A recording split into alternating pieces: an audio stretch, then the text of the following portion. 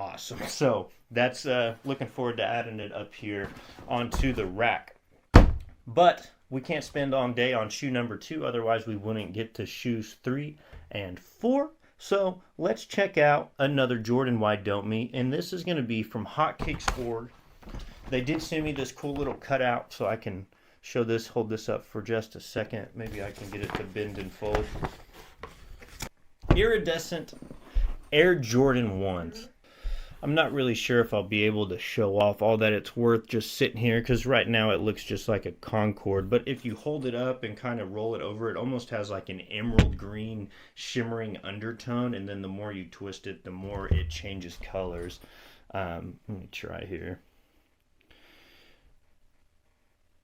Maybe. No, I'll just do a good job on the close-up. Sorry for that. But then we also get to the sole, and it's not just a normal sole. We have an iridescent, glossy, glistening sole right here. And the carbon fiber, of course. Look at it. Absolutely nice. Hotcakes, they have several different products. The leather at the top is also extremely nice going on. You can see nice creases in there.